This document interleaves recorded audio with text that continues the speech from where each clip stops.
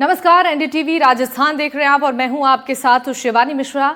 SI भर्ती परीक्षा पर एसओजी की रिपोर्ट में आरपीएससी पर कई सवाल उठे हैं। सेंटर्स के चयन के साथ साथ ड्यूटी में मनमानी के भी आरोप हैं और हैरानी तो इस बात की है कि सुझाव के बाद भी आरपीएससी की नींद नहीं खुली। गौर करने वाली बात यह भी है कि एसआई भर्ती पर हाईकोर्ट ने पूरे मामले पर यथास्थिति बनाए रखने को कहा है। बावजूद इसके ट्रेंड एसआई को जिले में ट्रेनिंग के लिए आदेश जारी कर दिए गए हैं।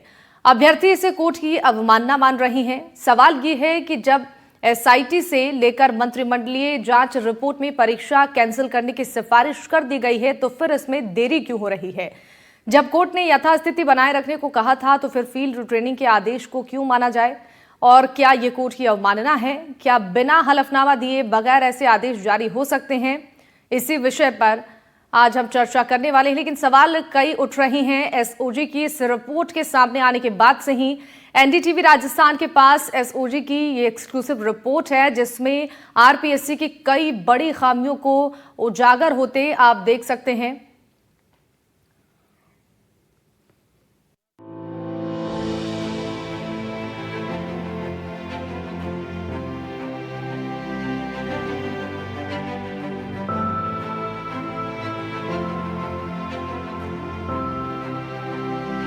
राजस्थान में सब इंस्पेक्टर भर्ती परीक्षा पेपर लीक मामले में आरपीएससी सवालों के घेरे में है।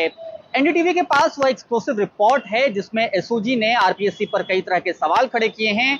भर्ती परीक्षा में किस तरह की अनियमितताएं हुई थी, देखिए हमारी यह एक्सक्लूसिव रिपोर्ट।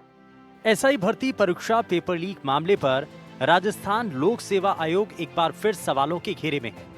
राजस्थान में एसआई भर्ती परीक्षा में पेपर लीक के मामलों की जांच कर रही एसओजी ने कहा है कि राजस्थान लोक सेवा आयोग का परीक्षा पर कोई नियंत्रण नहीं है। एसओजी ने अपनी जांच रिपोर्ट राजस्थान के पुलिस महानिदेशक को पिछले साल अगस्त महीने में भेजी थी।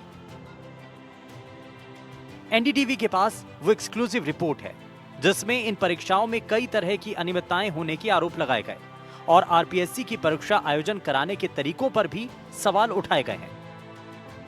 एसओजी की रिपोर्ट में बड़ा खुलासा। एसओजी ने अपनी रिपोर्ट में बड़ा खुलासा किया। एसआई भर्ती परीक्षा अपर्याप्त इंतजाम के साथ करवाई गई। परीक्षाओं पर आरपीएससी का कोई नियंत्रण नहीं था। इसी वजह से परीक्षा में अनियमितताएं हुई।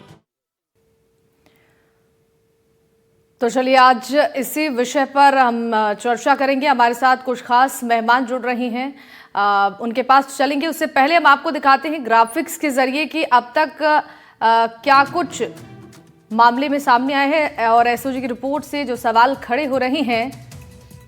परीक्षाओं पर आखिर कोई नियंत्रण क्यों नहीं था? नियंत्रण नहीं होने से परीक्षा में जो अनियमितताएं हुई हैं उस पर सवाल खड़े हो रहे हैं। एसओजी ने परीक्षा रद्द करने की सिफारिश भी की थी और एसओजी ने अपने रिपोर्ट के जरिए बड़े खुलासे किए हैं। भर्ती परीक्षा अपर्याप्त इंतजाम के साथ क्यों कराई गई? सवाल यह भी है कि परीक्षाओं पर आरपीएससी का कोई नियंत्रण क्यों नहीं था?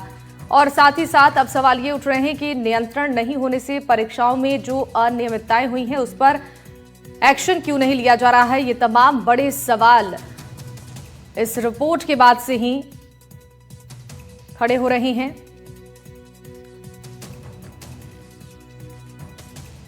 तो ग्राफिक्स के जरिए हम आपको एसओजी की रिपोर्ट सामने आने के बाद क्या कुछ सवाल उठ रहे हैं वो दिखा रहे हैं। एसओजी ने परीक्षा रद्द करने की सिफारिश भी आरपीएससी से की थी। इस रिपोर्ट में यह भी खुलासा हुआ है और तमाम बड़े सवाल एसओजी की रिपोर्ट सामने आने के बाद अब खड़े हो रहे हैं कि आखिर अपर्याप्त इंतजामात के साथ परीक्षा क्यों कराई गई और परीक्षाओं पर आरपीएससी का कोई नियंत्रण क्यों नहीं है? नियंत्रण नहीं होने से जो परीक्षा में अनियमितताएं देखने को मिली है, इससे गंभीर सवाल आरपीएससी पर खड़े हो रहे हैं।